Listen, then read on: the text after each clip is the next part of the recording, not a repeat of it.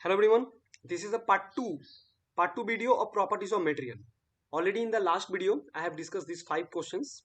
Okay. Now in this video, I will discuss more questions. Okay. So this is question number 6 related to properties, and this is the part 2 video of properties of material. Okay. So let's start. Question number 6. What is the question?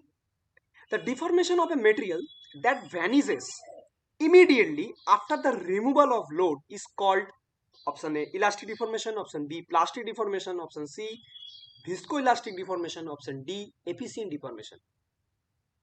Okay, so this is the question. If you want to try, then pause the video and give the answer, and then after that play again and see the answer.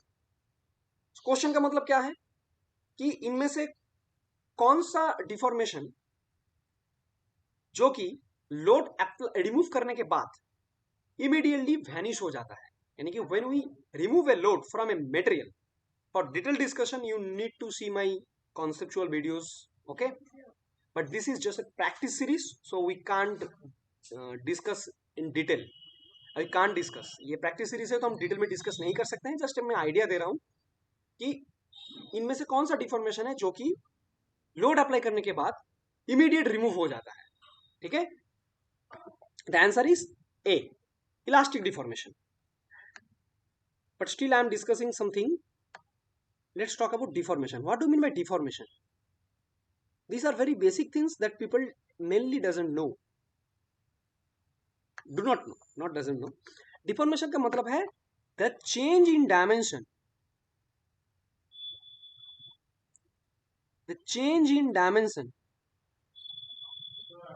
The change in dimension due to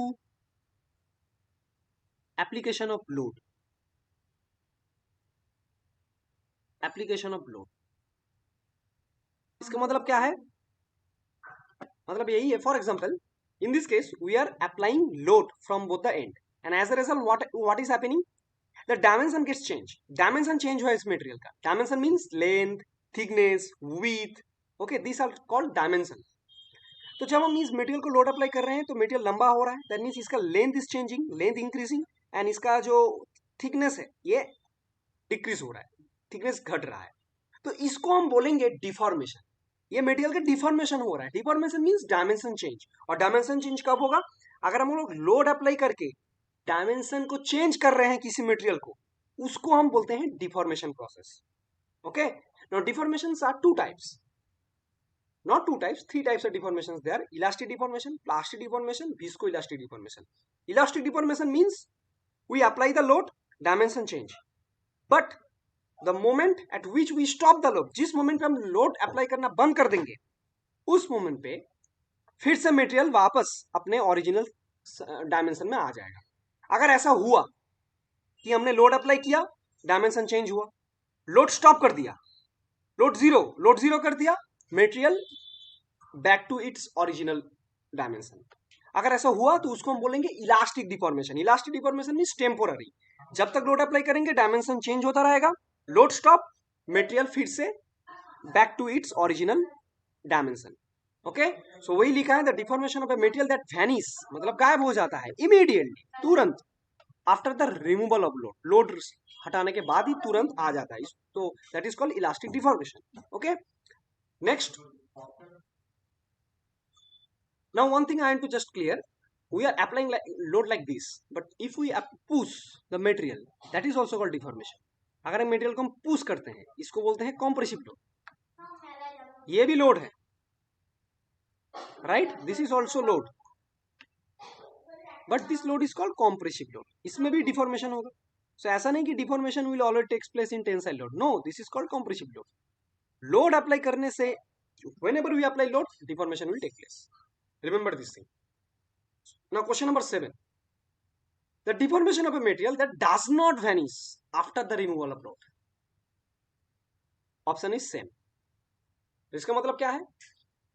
इनमें से कौन सा deformation है जो कि load remove करने के बाद वैनिश नहीं होगा? अगर वैनिश हो जाएगा मतलब डिफॉर्मेशन गायब, मतलब material back to its original shape and size, then it is called elastic deformation. और अगर बैक नहीं होगा तो लाइक दिस, हमने बहुत ज्यादा लोड अप्लाई किया तो मटेरियल वायर बन गया, और लोड हमने रिमूव कर दिया। लोड रिमूव करने के बाद भी ये वायर फॉर्म में ही रहेगा, ये वापस इस फॉर्म में नहीं आएगा, ये वायर फॉर्म में रह गया है। ठीक है, तो ऐसे डिफॉर्मेशन को हम क्या बोलेंगे कि जो deformation is permanent. We remove the load but the material is not getting is original shape and size. The answer is B, plastic deformation. Remember this thing, P for plastic deform, P for plastic, P for permanent. This is a permanent kind of deformation. इसके लिए high load चाहिए। Elastic deformation is basically taking place at low load, lower load, but plastic deformation takes place at higher load.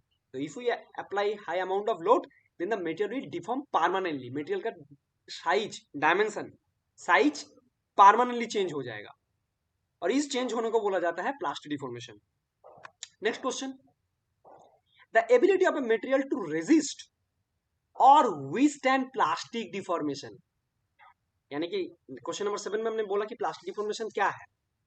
Material कोशिश करेगा, question का मतलब क्या है कि इनमें से कौन सा प्रॉपर्टी है, option A strength, option B stiffness, option C hardness, option D toughness, इनमें से कौन सा प्रॉपर्टी है जिसके जरिए एक मटेरियल क्या कर सकता है, एक मटेरियल प्लास्टिक डिफॉर्मेशन को रोक सकता है। मटेरियल कोशिश करेगा कि प्लास्टिक डिफॉर्मेशन ना हो सके, लेकिन फिर भी हम उसको जबरदस्ती लोड अप्लाई करके प्लास्टिक डिफॉर्मेशन करेंगे, लेकिन मटेरियल कोशिश करेगा, material will try to resist कि ना, मटेरियल कोशिश करेगा ना, मैं नहीं होने नहीं दूंगा प्लास्टिक डिफॉर्मेशन। तो उसके लिए हमें और भी ज्यादा लोड अप्लाई करना पड़ेगा ताकि मटेरियल को हम हरा सके कि ना, प्लास्टिक डिफॉर्मेशन तुझको करके रहेंगे।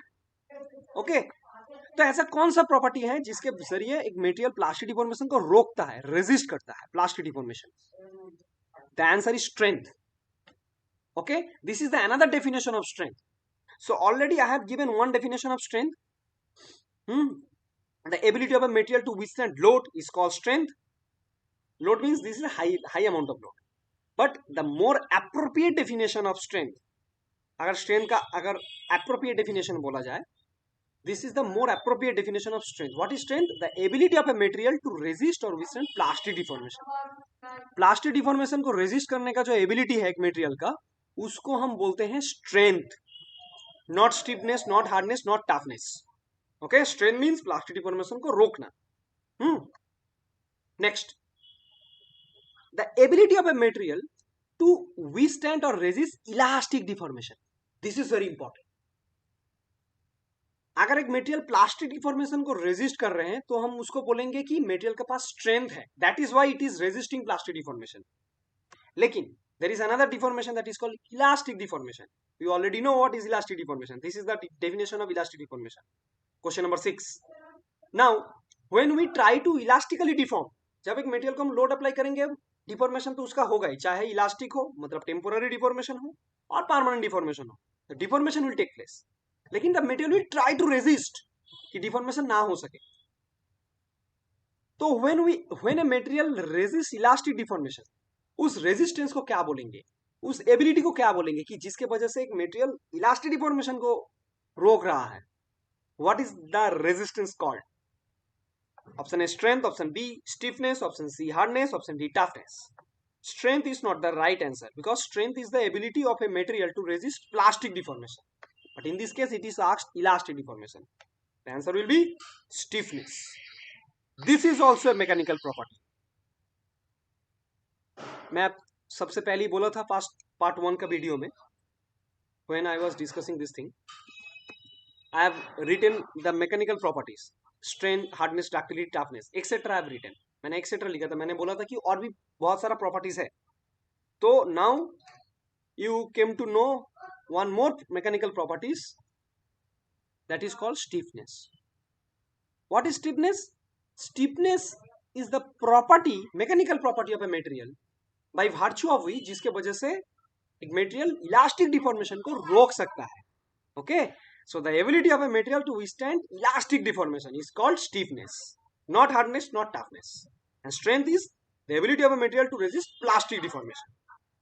Okay, next question and last question of this part 2, stiffness. Right, in question number 9 I have talked about stiffness. Now the question is how to measure stiffness. Question number 10, stiffness of a material is measured by which of the following?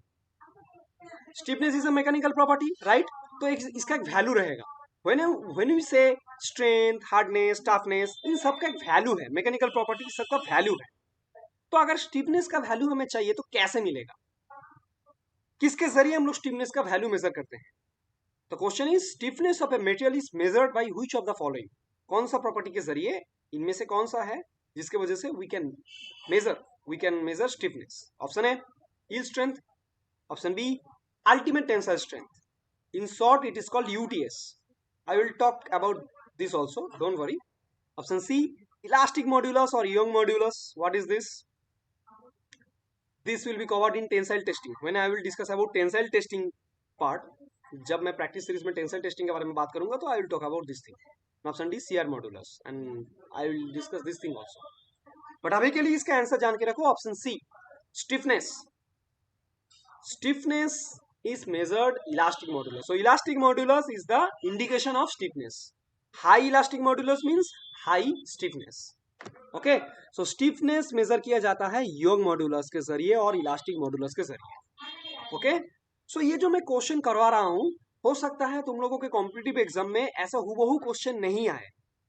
What change कर सकता है? Option can be change but the answer will be same. The main idea is, main purpose is to give you the concept. Concept देना ही main मकसद है.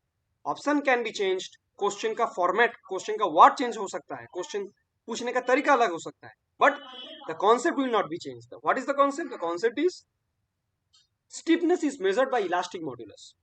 So elastic modulus is the indication of stiffness. Okay, note, अगर एक material का elastic modulus high है तो उसका stiffness भी हाई होगा. ओके, सो हाई इलास्टिक मॉड्यूलस को कैपिटल ई से डिनोट किया जाता है. Young modulus is the name of the quantity, and Young is the name of the scientist who invented this quantity, elastic modulus. Okay, so Young is the name of the scientist. So high E means high stiffness. High E means high stiffness. Okay, so that's it for this video. If you have any doubt, you can ask me in the comment section. I will get back to you with the answer. Okay, so if you want to practice more question like this, you can follow our Telegram channel. The name of the channel is MetaQuiz. The description of the channel will be given in the the link of the channel will be given in the description box. Okay, so see you in the next video to discuss more about the properties. Let's meet in the part 3. Thank you.